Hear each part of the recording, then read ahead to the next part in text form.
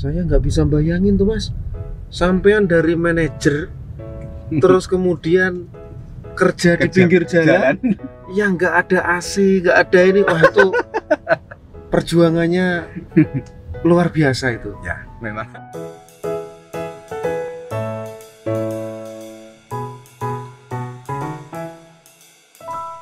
Selalu semangat, pantang menyerah.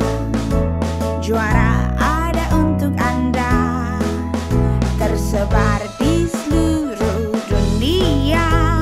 Juara, juara, juara, luar biasa. Salam juara, bersama saya Panglima Juara Manusia 5 Kuadran. Masih dalam program Bincang Juara. Teman-teman, hari ini saya akan ajak teman-teman ketemu Sobat Juara, orang yang spesial, orang yang selama ini telah membangun ayam geprek juara, dan sekarang dia menjadi pimpinan tertinggi di ayam geprek juara. Siapakah dia? Dia adalah orang yang selama ini bekerja profesional di sebuah perusahaan multinasional company, dan dia adalah orang yang sangat istimewa. Nanti kita dengarkan teman-teman bagaimana ceritanya dia. Saya mau jemput dulu di ayam geprek juara Tasikmalaya cabang Yudanegara. Kita ada 2 cabang ayam geprek juaranya di Tasik, yaitu di Yudanegara dan di Jalan Juanda, depannya Transmart. Ntar lagi kita mau nyampe. Kayaknya jalanan lagi macet.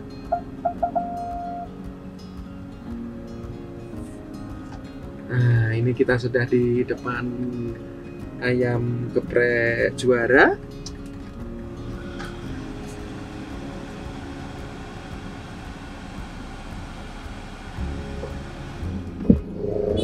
Halo, selamat sore, Mr. AGJ.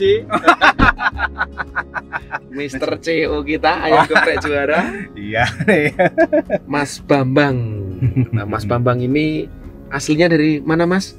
Asli dari Jogja. Jogja ya. Nah, Lahir ini Jogja, kok bisa besar di nyebrang ke Jogja. Tasik gimana ini? Ini supporting dari AGJ Ayam Geprek Juara untuk grand opening holistik.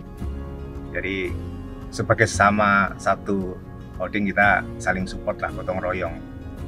Jadi ya mengajak semua tim sama-sama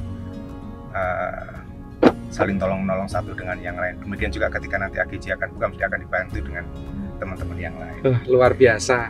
Semangat gotong royong dan tolong menolongnya. Iya. Mas Bambang, ini kan kita tadi janji sama Sobat Juara yang ada di Sonono. Nah, kita mau cerita tentang seorang yang spesial yang selama ini turut serta bersama-sama membesarkan ayam geprek juara. Yang sekarang ada berapa, Mas? Sekarang 84 outlet. 84 outlet. Ini nanti tambah di akhir bulan ada 3 outlet baru jadi 87. Kemudian di Desember awal ada 4 lagi, jadi ada sekitar 93 outlet lagi. Luar biasa. Tepuk tangan buat Mr. CEO AGJ. Ya, ngejar target 100 lah dari Panglima. 100 kita usaha lah mati-matian. Iya. Teman-teman sekalian, nah, saya mau sedikit cerita. Mas Bambang ini orang yang luar biasa. Mungkin Mas Bambang bisa cerita langsung kepada Sobat Juara bagaimana kisah hidupnya selama hidupnya di dunia kuliner. Dari mulai kuliah sampai berapa tahun bekerja di dunia kuliner, dan sampai kemarin katanya resign. Bisa diceritakan, Mas? Silakan. Ya, Sobat Juara, saya lahir di Jogja, kemudian besar dan kuliah juga di Jogja. Setelah kuliah saya langsung bekerja di salah satu perusahaan fast food terkenal internasional ya, selama 21 tahun.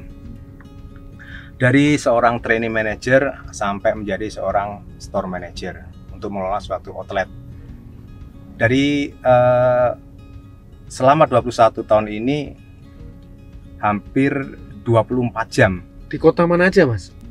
Kalau di kota saya sudah saya training manager ada di Surabaya, selama di Surabaya 3 tahun. kemudian di Semarang 2 tahun, kemudian di Jogja 2 tahun, kemudian ke Solo 2 tahun, balik lagi ke Semarang 2 tahun, dan 10 tahun terakhir ada di Jogja. Terakhir saya mengelola di Malioboro Mall selama 10 tahun. 10 tahun? 10 tahun sebagai Luar seorang store biasa. manager. Ya, banyak apa ya, duka maupun sukanya ya. Jadi kenapa saya kemudian resign, terus terang selama 21 tahun itu saya tidak pernah merasakan yang namanya lebaran. Itu masa Mas? Sama Lebaran sekali saya nggak tidak ada pernah libur? namanya liburan. Karena di liburan itu justru kuliner fast food itu adalah benar-benar saatnya untuk cari uang, Saatnya panen. saatnya panen. Dan ketika kita memang menduduki sebagai pimpinan store manager, ya 24 jam, mungkin kalau bisa 25 jam ya akan 25 jam untuk selalu on top situation. Gitu ya. Iya. Dan Oh. tidur pun harus di sebelahnya harus ada handphone. Untungnya saya kerja di Toyota Motor Manufacturing, kalau libur ya libur. Jadi ternyata Sobat Juara, kalau kita kerja di dunia kuliner itu seperti yang dialami oleh Mas Bambang, ternyata siap 24 siap jam. 24 jam, harus 24 jam siap apapun yang terjadi. Terus Mas, apa yang mendasari Mas Bambang resign? Tadi kan katanya nggak merasakan lebaran selama 21 tahun. Iya. Selain itu apa lagi Mas? Selain itu terus terang ibadah saya terganggu. Maksudnya terganggu adalah jamnya ibadah saya sering terlambat atau kadang-kadang malah udah terlewat. Dan itu saya alami terus selama 20 tahun. Kemudian saya mikir, apakah hidup hanya untuk seperti ini terus gitu loh? Apakah tidak ada waktu untuk ibadah dan sebagainya? Nah, akhirnya ini yang menjadikan saya mulai berpikir 5 tahun sebelum resign saya udah berpikir untuk Itu umur resign. berapa? Itu berarti saya di umur 40 tahun. 40 tahun. Saya udah memutuskan untuk resign. Oke, resignnya akhirnya umur Saya resign akhirnya di umur 47. 47 tahun. Iya. Berarti dari kepikiran mau resign karena dua hal tadi, Iya. baru kemudian eksekusi resignnya 47 tahun. Iya, setelah Pertanyaan saya, setelah resign ngapain Mas? setelah resign saya punya pengalaman kuliner, ya kan? Hmm. Ya, saya coba usaha kuliner dengan istri. Kemudian ada beberapa yang sudah saya lakukan. Buka bakso, kita terima. Kebetulan saya resign itu menjelang puasa. Saya mau dirisenkan. Saya mau tidak mau sebelum puasa saya harus sudah resign. Diizinkan nggak diizinkan, saya harus sudah resign. Akhirnya saya diizinkan walaupun mundur sekitar 6 bulan dari surat yang saya ajukan, itu mundur sampai 6 bulan. Karena terus terang saya tidak ada masalah dengan performance kerja. Saya juga membantu perusahaan untuk selalu bangkit, kemudian tumbuh. Nah, akhirnya saya sebenarnya mau keluar pun saya tidak boleh, tapi saya tidak bisa karena saya memang harus fokus pada satu apa yang harus saya tujuan saya ada seperti itu. Akhirnya saya resign menjelang puasa. Kemudian setelah puasa saya mulai lihat bahwa ada, Tahun berapa itu Mas? itu di tahun 2015. 2015, berarti 4 tahun yang lalu ya? 4 tahun yang lalu. 4 tahun yang lalu. Akhirnya saya udah buka catering, buka puasa bakso. Berarti masak sendiri? Masak sendiri. Dari seorang store manager, Iya. masak sendiri, ke pasar Ke pasar sendiri. belanja sendiri. Beli yang namanya tulang dengkul. Harus datang di Pasar Beringharjo, Jogja itu maksimal jam 4. Oke. Kalau sudah jam 5 saya nggak akan dapat apa-apa. Berarti harus pagi-pagi banget. Jam 4 saya harus ke sana. Masa? Padahal itu mencari untuk 2 kilo atau 3 kilo tulang dengkulnya itu. Karena memang di tulang dengkul itulah bakso itu enak dan tidak ada minyaknya Oh, di kuahnya itu. iya. Jadi saya belajar itu. Saya tadinya juga sudah nyoba menggunakan tulang iga, kemudian ada yang pakai ceker dan sebagainya, sudah saya coba semua. Pertanyaannya, berapa tahun Mas usaha itu eksis? Alhamdulillah 2 bulan. Jadi ternyata 21 tahun sebagai karyawan sebuah multinasional fast food, company iya. fast food hanya bisa buka usaha 2 2 bulan. bulan. Kira-kira apa insight-nya Mas? Insight-nya Kenapa gagalnya? saya mampu mengelola sebuah restoran dengan omset 4M. ya kan? Saya mampu mengolah. Ternyata saya belum bisa apa ya, jiwa untuk entrepreneur, kemudian berdagang dan sebagainya. Karena selama ini yang saya dapat hanya sekedar teori dan saya menjalankannya adalah sesuai dengan teori yang diberikan oleh tim marketing. Ya, Mas pasang ini, Mas pasang ini. Tapi ketika itu saya aplikasikan dan ternyata saya ada kendala karena saya sebagai owner, saya sebagai tukang masak, saya sebagai marketing, semuanya saya kerjakan sendiri. Akhirnya saya tidak ada waktu semuanya tuh. Jadi Superman. Ya. Setelah itu, wah saya itu benar-benar Superman saya. Dari jam 4 pagi sudah belanja, kemudian mulai masak dan sebagainya. Nanti selesai jam 9, jam 10 malam, ya bersih-bersih dan sebagainya. Jam 12 malam baru istirahat tidur. Jam 4 pagi udah seperti itu dan sukses tutup dalam 2 bulan. Dalam 2 bulan. Setelah itu ngapain lagi, Mas? Setelah itu saya reseller. Reseller, oke. Kebetulan saudara dari istri, dia adalah salah satu owner Siomay Telkom yang terkenal di Jogja. Oke. Saya reseller dari kakak. Jadi reseller kakak. Kemudian ada di minimarket kan ada kan di depan minimarketnya. Saya sewa 450.000 per bulan. Merupakan itu ya. Ini jalan. Alhamdulillah kalau ini lebih bagus. Saya udah bisa karena saya sudah tidak memikirkan yang namanya memasak. Ya, saya hanya memikirkan jualan. Bagaimana jualan ini bisa share rame. Baik pelayanannya seperti apa, kemudian kecepatan melayani seperti apa, kemudian TikTok dengan pelanggan seperti nyaman seperti apa. Ini yang saya kerjakan selama 21 tahun itu seperti ini gitu loh. Ya kan selama ini saya kerjakan seperti itu dan itu saya lakukan dengan fine, nggak ada masalah. Ini jalan. Ini alhamdulillah jalan sekitar 6 bulan. 6 bulan. Ya. Jadi kenapa bisa jalan 6 bulan? Karena setelah itu saya berpikir saya harus punya warung. Karena kalau di sini saya akan hujan kehujanan, panas kepanasan. Ketika hujan tidak ada pelanggan yang datang. Saya nggak bisa bayangin tuh, Mas. Sampean dari manajer terus kemudian kerja di pinggir jalan. Yang nggak ada AC, nggak ada ini. Wah, itu perjuangannya luar biasa itu. Ya, memang. Nah, setelah 6 bulan jadi reseller siomay, akhirnya jadi apa lagi, Mas? Saya buka warung. Oke, siomay jalan, saya lengkapi dengan pempek. Oke. Kenangannya ada. Pempek kenangannya ini. Ini kenapa nih? Saya masak pempek pertama, pempeknya meledak. Saya mandi minyak panas. Gitu ya. Jadi di sini ini sisa sama di dalam badan ada. Oh gitu. Iya. Mandi minyak panas. Pempeknya meledak. Berarti nggak safety. Nggak tahu ternyata pempek itu bisa meledak seperti itu. Ya sudah, oke. Tapi tetap jalan. Wah ini tantangan. Ternyata saya belajar cara goreng pempek itu seperti ini, seperti itu. Ya udah terus jalan. Pempek itu jalan karena itu bukan makanan utama pagi. Jadi saya pagi buka adalah nasi rames. Jadi pagi itu Tapi usaha itu akhirnya selesai berapa lama? Usaha ini selesai sekitar 1 tahun. Oh, 1 tahun akhirnya nyerah juga. Saya nyerah juga karena belum bisa fokus bagaimana melakukan persaingan dengan menu-menu yang sejenis. Ya, di daerah yang warung itu ada 3 tempat yang memang menjadi brand di daerah situ ya. Ada penyetan, kemudian ada gudeg, kemudian ada bakmi Jawa yang malam. Jadi dari pagi sampai malam mereka ini yang selama ini menjadi legend di jalan itu. Ketika saya masuk, saya mengurangi legendnya. Ternyata saya belum bisa melawan legend ya. Ternyata Mas Bambang ini perjuangannya penuh kegigihan. Ya, tetapi waktu itu saya ingat sekali tuh.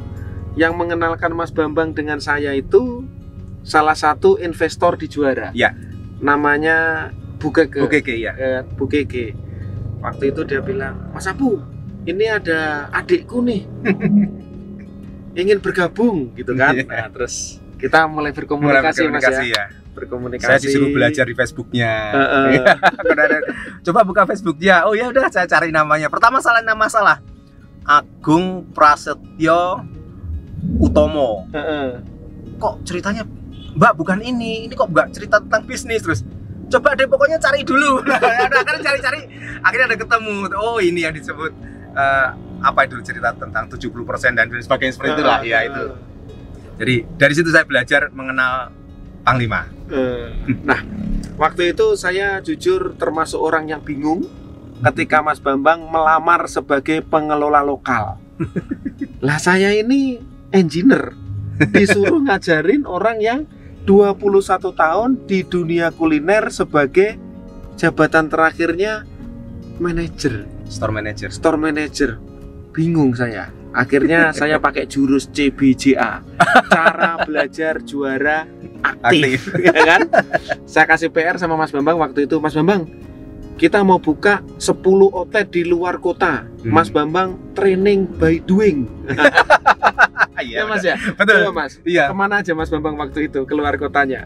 Jadi Buka ayam geprek juara. saya buka ayam geprek juara diminta Panglima pertama di Makassar. Saya minta di Makassar. 3 outlet ya. 3 outlet. Waduh, ini dalam waktu yang singkat saya harus bisa mengamati apa sih khasnya dari standar dari AGC.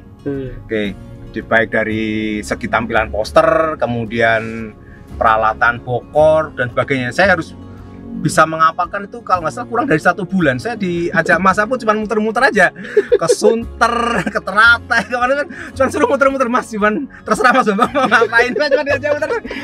Ini apa? Cuma muter. Kemudian Jatiwaringin, saya waktu itu bantu persiapan GO Jatiwaringin. Ya cuma muter-muter aja, cuma liatin. Setelah itu Mas Bambang ke Makassar. Di sana ada mau GO. Loh, sama siapa saya ke Makassar? Waduh, tapi ya udah saya udah karena saya udah mulai ngeh ya, maksudnya dengan standar. Oh, pemasangannya seperti ini, tampilannya seperti ini standarnya seperti ini. Oke, saya jalani aja ke Makassar dan saya udah siapin sana. Oke, ya udah di Makassar kita tinggal di outlet selama kurang lebih 3 hari sebelum outlet buka. Kita siapin, bikin poster, pemasangan poster, kemudian penataan bokor, penataan cobek dan sebagainya. Ya udah saya anggap aja seingat saya ini sama dengan yang ada di Jakarta. Dan Mas Bambang ini orang yang membantu ayam geprek juara hadir hampir di 70% kota yang sekarang ada di seluruh Indonesia. Makassar, Semarang, Madiun, Surabaya. Ya. Udah pokoknya hampir semualah Garut, Sukabumi beliau kerjakan. Jadi terima kasih banyak Mas Bambang, ya kan?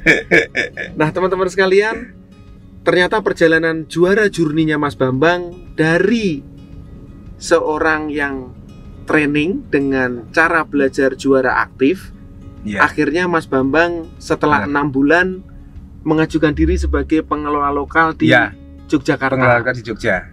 Bisa diceritakan Mas bagaimana suka dukanya sebagai pengelola lokal? Sebagai pengelola lokal tuh, bener-bener kalau saya lihat ada bener-bener Superman ya, pengelola lokal tuh ya. Nyari lokasi, kemudian nego dengan landlord. Setelah itu, kalau ketika awal-awal dulu belum ada yang namanya tim bikin desain dan sebagainya. Kita lihat lokasi, kita cari tukang, kita bikin RP dan sebagainya, bayarin tukang dan sebagainya, komplit pokoknya udah. Jadi seperti benar-benar Superman, bangun outlet itu dari nol. Kemudian kita karena waktu itu saya nggak tahu, saya tidak mendapatkan support dari kantor pusat, saya juga nggak tahu. Semuanya saya kerjakan sendiri. Ini nggak ada support. Kalau di outlet lain dikirimin satu siapa bantu, saya semua kerjakan saya sendiri. Sampai di poster saya kerjakan di.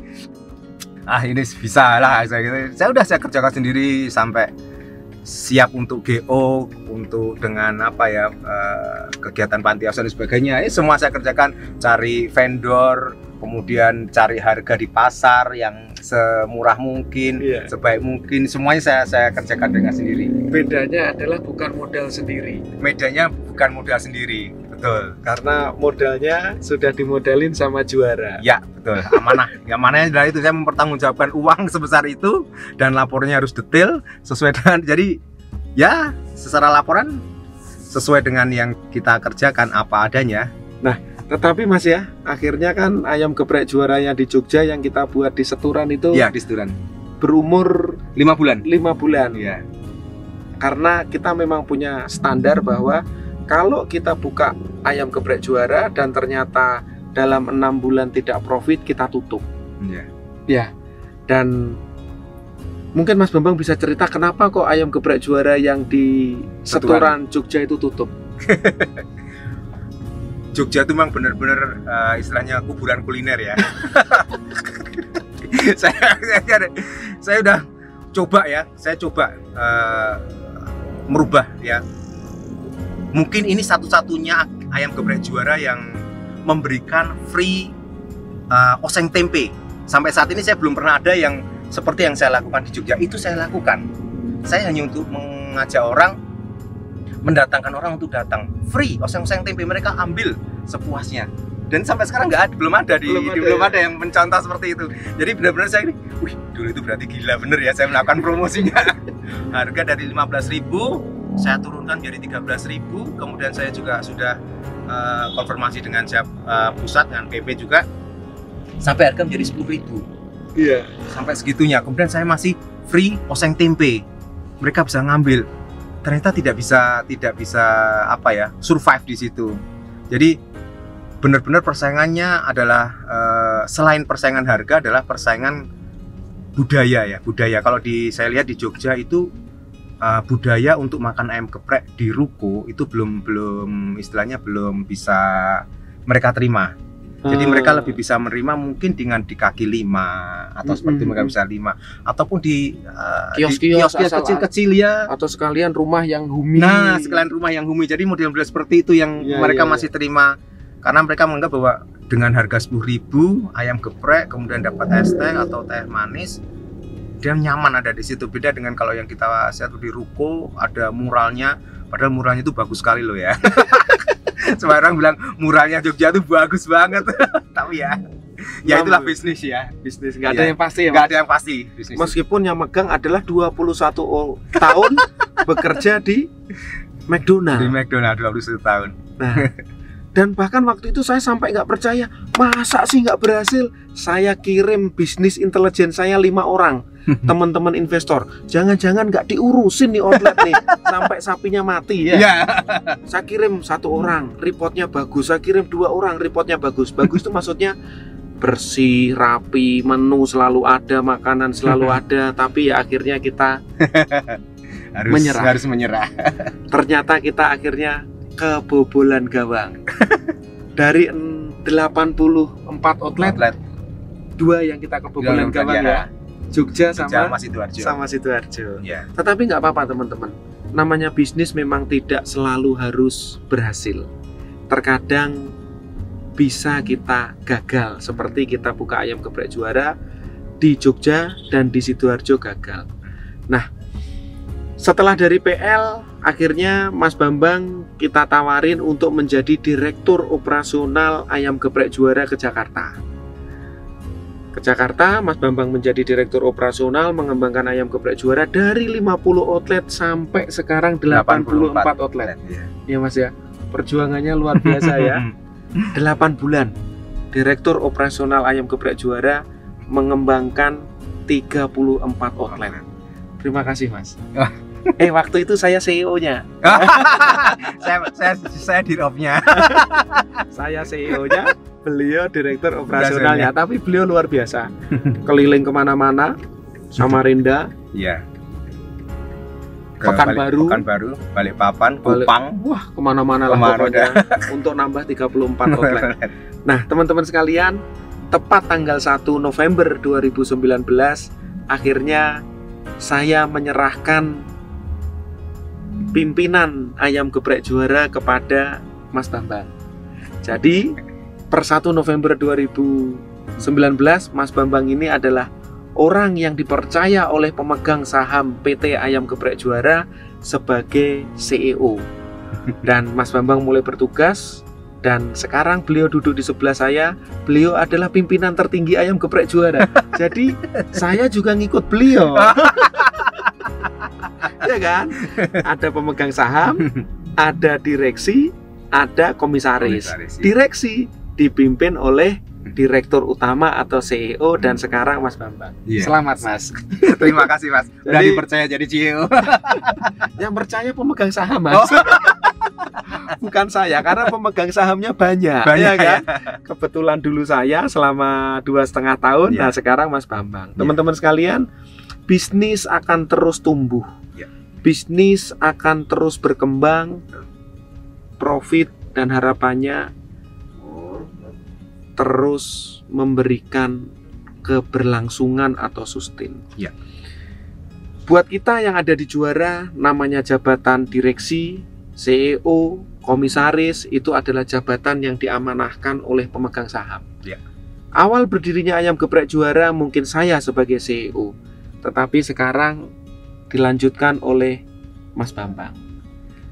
Dan itu kita lakukan karena kita ingin tumbuh besar. Karena menurut pemegang saham, Mas Bambang adalah orang yang memiliki kompetensi. Mas Bambang adalah orang yang 21 tahun di perusahaan multinasional McDonald, sedangkan saya 16 tahun di Toyota. Ya, jadi memang tugas mengembangkan Ayam Geprek Juara untuk hadir one city one juara, one country one juara, bisa jadi adalah akan lebih bagus kalau dipegang oleh Mas Bambang. Amin.